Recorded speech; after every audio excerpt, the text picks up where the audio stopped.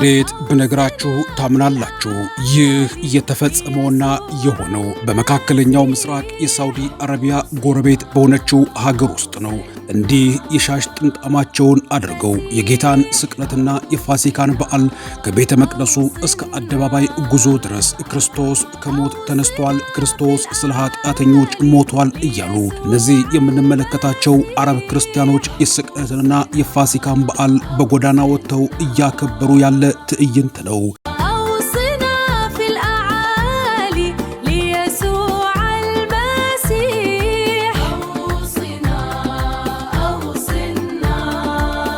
ይህ ብቻም ሳይሆን በዚህች ሀገር ያለው ክርስቲያናዊ ሕይወትና ክርስቲያናዊ አገልግሎት ከሌሎቹ የመካከለኛው ምስራቅ አረብ ሀገራት እጅግ የተለየ በመሆኑ በሀገሪቱ ካሉት 2% የማይሞሉ ጥቂት ክርስቲያኖች እጅግ ተጽዕኖ ፈጣሪ በመሆናቸው ፓርላማ ውስጥ 2% ቁጥር ያላቸው ክርስቲያኖች የውክልና ቦታ ወይም ወንበር ያላቸው በመሆናቸው ከአረብ ሀገራት በተለየ ብቻ ሳይሆን ከምዕራባውያንም እጅግ የተለየ ክርስቲያኖች በክብር የሚኖሩባት የአረብ ሀገር ናት። ሰላም ውድ የንጋት ኮከብ ሚዲያ ቤተሰቦች፣ በቅድሚያ እንኳን አደረሳችሁ። በዛሬው ዝግጅት እንደተመለከታችሁት የሳውዲ አረቢያ ጎረቤት በሆነችው አረባዊት ሀገር የተከበረውን የሰሞኑን የጌታችን የኢየሱስ ክርስቶስን የስቅለትንና የፋሲካን በዓል አስመልክቶ ያደረጉትን አስገራሚ አከባበርን በተመለከተ የሚያስቃኝ መረጃና ዘገባ ይዤላችሁ ቀርብ ያለው አብራችሁኝ እንድትቆዩ ስጋብዛችሁ፣ ለዚህ ቻናል አዲስ የሆናችሁ ሰብስክራይብ በማድረግ መረጃዎች ሲለቀቁ ፈጥነው እንዲደርሷችሁ የደወል ምልክቷን በመጫን ላይክ፣ ሼር በማድረግ ወዳጅ ቤተሰብ እንድትሆኑ የምጋብዛችሁ ሙልጌታ ስዩም ነኝ። ንጋት ኮከብ ሚዲያ፣ ንጋት ኮከብ። ይህ የምንመለከተው በየትም ሳይሆን በመካከለኛው ምስራቅ ውስጥ ባለች በአንዲት አረብ ሀገር ውስጥ የታየ አስገራሚ ክርስቲያናዊ ክብረ በዓል ነው። ብዙዎች ይህንን ምስልና ተንቀሳቃሽ ቪዲዮ በምንመለከትበት ሰዓት ላይ ይህ አለባበስና የሚያደርጉት ክርስቲያናዊ ስነ ስርዓት የተምታታብን ወይም ግራ የሚያጋባን ሊሆን እንደሚችል ምንም አያጠራጥርም። የምንመለከታቸው አረቦች ያውም ደግሞ ክርስቲያኖች ናቸው። እምነታቸውንና ሃይማኖታቸውን ይህንን በዓል ደግሞ የሚያከብሩት እንዲህ ያለውን ባህላዊ አለባበሳቸውን ይዘው ክርስትናቸውንም አደባባይ በመውጣት የሚያከብሩባት ሀገር ናት። ይህች ሀገር ዮርዳኖስ ትባላለች። በዮርዳኖስ ምድር የሚታየው ይህ ጥልቅ መንፈሳዊ ትዕይንት ለብዙዎች ድንገተኛና እጅግ አስገራሚ ሊሆን የሚችልበት ዋነኛው ምክንያት ክርስትና ከምዕራባውያን ባህልና አለባበስ ጋር ብቻ አያይዞ የመመልከት የቆየ ዝንባሌ ስላለ ነው። ነገር ግን በእነዚህ ምስሎች ላይ የምንመለከተው የጌታችን የኢየሱስ ክርስቶስ የስቅለቱንና የትንሣኤውን በዓል አስመልክቶ የታየ እጅግ አስገራሚ የበዓል ስነ ስርዓት ሲሆን እምነታቸው ከጥንታዊውና ከቀዳሚው የአረብ ባህል ጋር ተዋህዶ የሚታይበት በቃላት ለመግለጽ የሚከብድ እጅግ ውብና ሚስጥራዊ በዓል ነው። በአረባዊቱ ሀገር በዮርዳኖስ የኢየሱስ ክርስቶስን መከራና ስቅለት ለማሰብ ከቤተ ክርስቲያን ቀጸር ወጥቶ ወደ ጎዳናዎች የሚፈሰው ሕዝብ ቁጥርና የአከባበሩ ድምቀት ሀገሪቱ በመካከለኛው ምስራቅ ካላት ጂኦግራፊያዊና ፖለቲካዊ አቀማመጥ አንጻር ሲታይ ልዩ የታሪክ ምዕራፍ የከፈተ ድንቅ በዓል ነው። እነዚህ የዮርዳኖስ አረብ ክርስቲያኖች ቀይና ነጭ የጭንቅላት መጠቅለያቸውን ወይም ደግሞ ካፊያቸውን እንደደፉ በታላቅ ወታደራዊ ሰልፍ ስነ ስርዓትና በሃይማኖታዊ ዝማሬ ጌታችን ኢየሱስ ክርስቶስ በዕለት አርብ ከመስቀል ላይ ወርዶ ዮሴፍና ኒቆዲሞስ ሰውነቱን ለመቅበር የሚወክለውን ምስል በክብር ተሸክመው አደባባይ ሲወጡ ክርስትና ለዮርዳኖስ ክርስቲያኖች ከውጭ የመጣ ባዕድ እምነት ሳይሆን የገዛ ደማቸው የአጥንታቸው ክፋይና የመሬታቸው ሕያው አካል መሆኑን በተግባር ለዓለም ያረጋገጠ ድንቅ በዓል ነው። ይህ የጎዳና ላይ ጉዞ ከቤተ ክርስቲያን መነሻውን አድርጎ ወደ ከተማው ዋና ዋና አደባባዮች ሲያመራ በዙሪያው ያለው የህንፃ ጥበብ በከፍተኛ ድምፅ የሚሰማው የአረብኛ ቋንቋና አጠቃላይ የበረሃው ድባብ የመካከለኛው ምስራቅ ባህላዊ መገለጫዎች ቢሆኑም በዚያ ድባብ ውስጥ የሚሰማው የመስቀሉ ቃልና የሚታየው የክርስቶስ ምስል ግን እጅግ የሚመስጥና መንፈስን የሚያድስ ነው። የዮርዳኖስ ጂኦግራፊያዊ አቀማመጥ ከእስራኤል፣ ከሶሪያ፣ ከኢራቅና ከሳውዲ አረቢያ ጋር የሚዋሰን እንደመሆኑ መጠን በዚህ እጅግ ስስና ፈታኝ በሆነ ቀጠና ውስጥ እንዲህ ያለ ደማቅ፣ ግልጽና አስደማሚ የክርስቲያናዊ በዓል አከባበር ማየት ሀገሪቱ ለዘመናት ጠብቃ ያቆየችውን የሃይማኖት ነጻነትና የክርስትናን ጥንታዊ መሠረት ቁልጭ አድርጎ ያሳያል።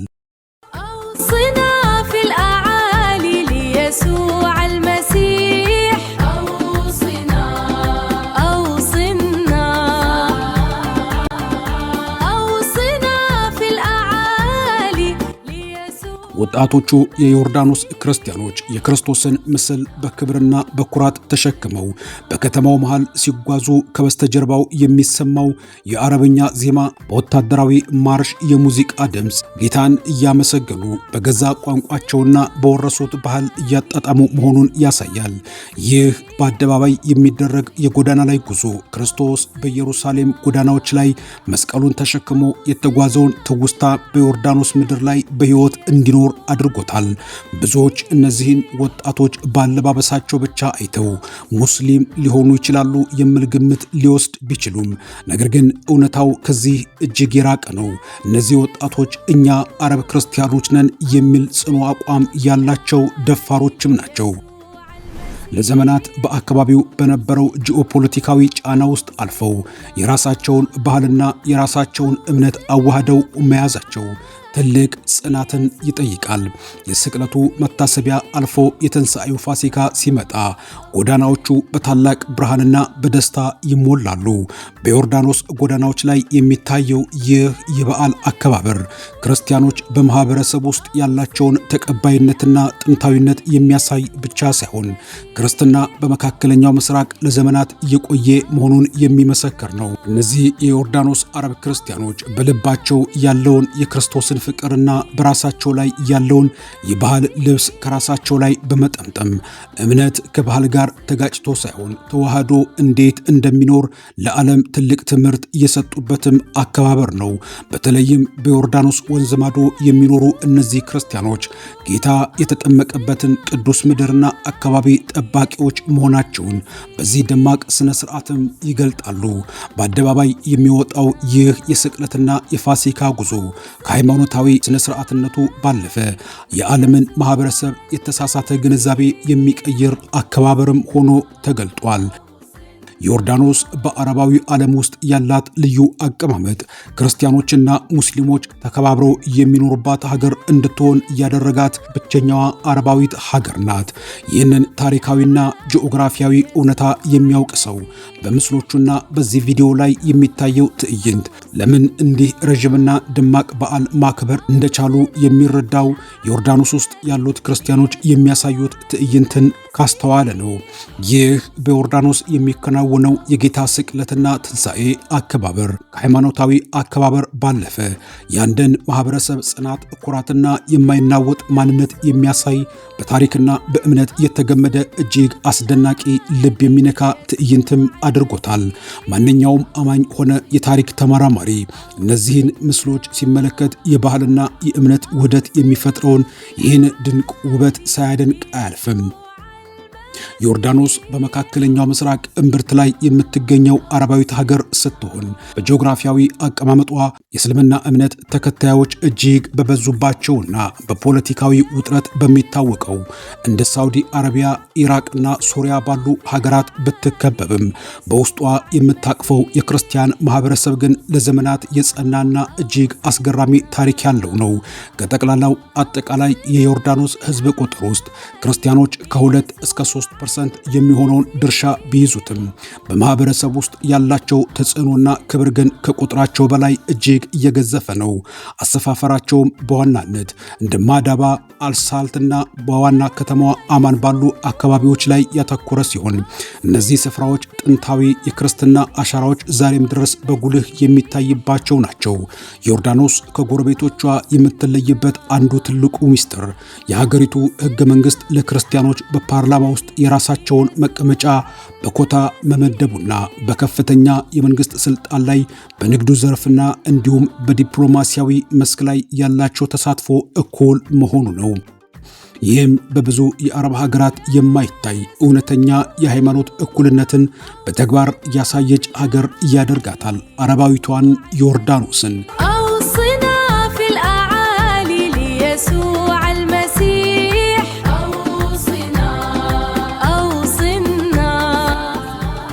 ዮርዳኖስ ለክርስቲያናዊ እምነት ያላት የተለየ ሁኔታ የሚመነጨው ከታሪካዊ ትስስሯ ነው። ጌታችን ኢየሱስ ክርስቶስ የተጠመቀበት የዮርዳኖስ ወንዝ በዚሁ ምድር ላይ የሚገኝ በመሆኑ ሀገሪቱ ለክርስትና እምነት መሰረት የሆነች ቅዱስ ስፍራ ተደርጋ ትቆጠራለች። በዙሪያዋ ያሉት ጎረቤት ሀገራት በሃይማኖት ጽንፈኝነትና በውስጥ ግጭቶች ሲታወቁ፣ ዮርዳኖስ ግን የክርስቲያንና የሙስሊሙ ማህበረሰብ ተከባብረው የሚኖሩባት ብቸኛዋ የመካከለኛው ምስራቅ ሙስሊም ሀገር ናት። ለምሳሌ በሶሪያና በኢራቅ ክርስቲያኖች ከቀያቸው ሲፈናቀሉ ሲሰደዱ፣ ዮርዳኖስ ግን መጠለያ በመሆን የክርስትና መዝሙርና ደወል በነጻነት የሚሰማባት ሀገር ሆና ቀጥላለች። ይህ አብሮነት የሚገለጠው በበዓላት ወቅት ብቻ ሳይሆን በዕለት ተዕለት ኑሮም ጭምር ነው። አንድ ክርስቲያን አረብ የራሱ ባህላዊ ካፊያን ደፍቶ አረበኛውን እየተናገረ ግን ደግሞ መስቀሉን ተሸክሞ በጎዳናዎች ላይ በነጻነት ሲጓዝ ማየት በዮርዳኖስ እንግዳ ነገር አይደለም። ሌላው እጅግ አስገራሚ ጉዳይ የዮርዳኖስ ክርስቲያኖች ያላቸው የባለቤትነት ስሜት ነው። ራሳቸውን እንደ መጻተኛ ወይም እንደ ጥቁር እንግዳ ሳይሆን የዚያች ምድር ቀዳሚ ባለቤቶች አድርገው ስለሚቆጥሩ በሃይማኖታዊ በዓላት ወቅትም በተለይ በስቅለትና በትንሣኤ ጊዜ የሚያሳዩት ድፍረትና ድምቀት እጅግ ይደንቃል።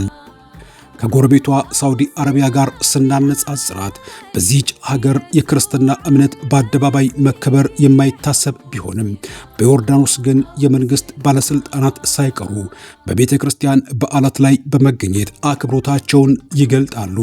ይህ አይነቱ መቻቻል ዮርዳኖስን በመካከለኛው ምስራቅ የሰላም ተምሳሌት ያደርጋታል። ክርስቲያኑ ማህበረሰብም ምንም እንኳን በቁጥር ጥቂት ቢሆንም በሀገሪቱ የትምህርት የጤናና የባህል ግንባታ ላይ ካለው ከፍተኛ ድርሻ የተነሳ እጅግ የሚከበርና የሚፈራ ኃይል የሚገኙባት ናት። በአጠቃላይ ዮርዳኖስ በዙሪያ ባሉ የእስልምና ሀገራት መካከል ሆና የክርስትናን ብርሃን በኩራትና በነጻነት የምታበራ ጥንታዊ ባህሏንና እምነቷን አዋህዳ የያዘች ድንቅ አረብ ሀገር ናት። ለዚያም ነው በአደባባይ በጎዳና ላይ የእስልምና መገለጫ የሚመስለውን ይህን ጥምጣም አድርገው የክርስቶስን ስቅለትንና ትንሣኤውን በጎዳና ወጥተው በድምቀትና በድፍረት የሚያከብሩት።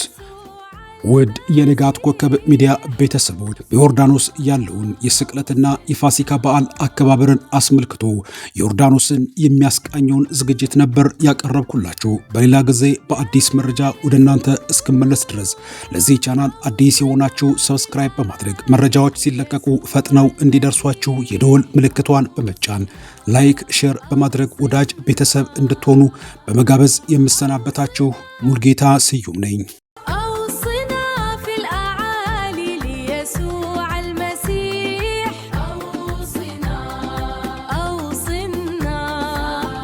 ንጋት ኮከብ ሚዲያ ንጋት ኮከብ